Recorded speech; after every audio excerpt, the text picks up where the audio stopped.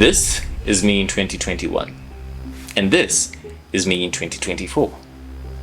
In this video, I'm going to share how I discovered my authentic self in 4 simple steps.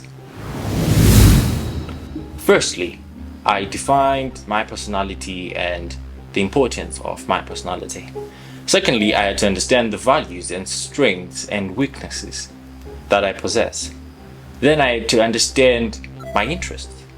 And after that, I had to reflect on my personal experiences and the lessons that I learned throughout the whole time. So there you have it. This is what this entire video is all about.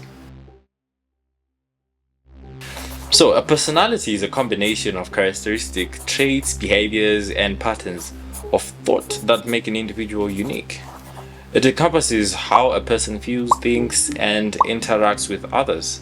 Defining your own personality now has to do with understanding what are your characteristic traits and how did they come to be. This is also included by what your life has been from the time you were a child up to the time you are right now. So people say there are a certain number of personalities that a person can be, but personally this is how I went about doing it. I didn't have to look for if I'm an introvert or extrovert. I decided not to define myself by those kind of restricting words. I looked at what I enjoy doing. Do I enjoy going out or staying indoors? Do I enjoy learning new things, or do I have more fun when I'm having entertainment, for example watching a movie? And when it comes to even the movies, which movies do I like and which movies don't I like, and what is it that I like about each movie? Is it because it makes me laugh, or is it because I get something out of it, or is it because it's just mind-boggling that it's out of this world and it's just something that gets your mind thinking over and over again? Finding things that trigger your what can I say, curiosity is something that helped me find my personality.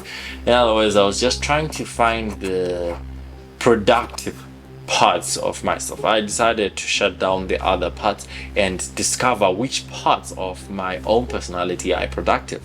And by so doing, I started to learn new things. I started to learn how to paint. I started to learn how to play different instruments, just trying to discover, is it that I want to learn things, or it's just because I don't know much enough that my life can be interesting enough.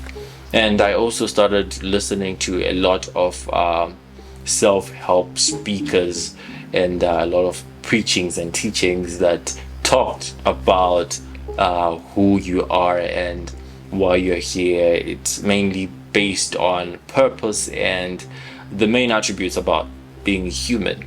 And the ones that I was listening to, I was quite selective as well. I was biased, if I can say that. And a lot of people say you don't have to be biased, but I think it's part of who you are. If you are biased, it means that you are leaning more towards who you really are. So but being biased, I see it as a good thing when it comes to personality identification, because when you sit down after a period of time and you look back, you can easily see that the people whom you have been listening to are this type of people. Because of your bias, you are able to view and analyze your own type of personality according to the history of what you have been listening to. Understanding your values, strengths, and weaknesses, which is our second point.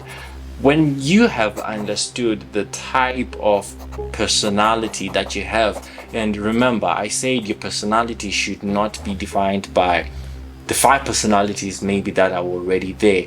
Your personality might pick 1 or 2 things from this side, another one from the other part, because we are human beings. We're not really defined by 5 personalities. Sometimes you discover your weaknesses when you're already on the job, and it can cost you a job.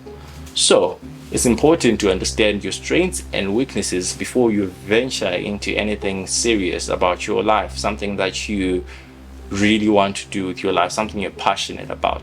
So I advise you venture into multiple things. There are a lot of things, there are a lot of ideas out there Just try out things. Give yourself 3 months. Each week you try out something new. You find what you're really good at, and by the time you reach 3 months, probably you would be doing 5, 10 of those things you started in the first month, and you know what you're really good at, what you're not. And the other thing, do not be afraid to ask other people their opinions, because they are the ones that see at a certain angle that you're not able to. So they'll be able to tell you that I think you have to work on this and that.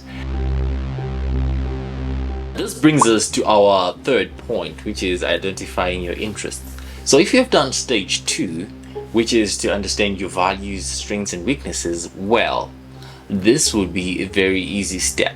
Here's why. As you'll be trying to find out what your strengths are and what your weaknesses are, you can easily pick up what you enjoy doing and what you don't, because you've been trying a variety of things. And by so doing, it makes the choice of understanding what your interests are and what they're not easier, because you already have a plethora of options that you have tried out and figured out that this is what I enjoy, this not so much. Maybe it might be your strength, but you don't enjoy it that much, but at least you know it, which is the importance of doing stage 2 thoroughly. You need to understand your strengths and weaknesses by exploring different various things, and by so doing you understand what your interests are. Bringing us to the last and final point, which is reflecting on your personal experiences and what you have learned throughout. When you look at your past experiences, you can easily tell when you had outbursts and when you remain resolved. And why you remain resolved? Was it because you're speaking to someone who outranks you? Was it because you're speaking to someone you respect that much? Or is it because you're speaking to someone that you don't regard as authoritative and your response was just coming out from a place of no consideration? So these are the 4 simple steps that you can do to identify your authentic self in terms of personality. Alright, so here is the bonus tip.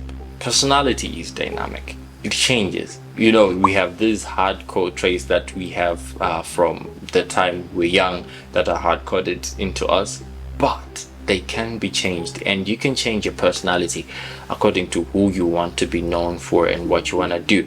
This takes time and it takes working on your own character, but once you have dedicated yourself to doing it, you can do it, and you can change your personality to fit exactly what you want your life to look like. If you want to know more about how my life came from here to here in 3 years, watch the next video.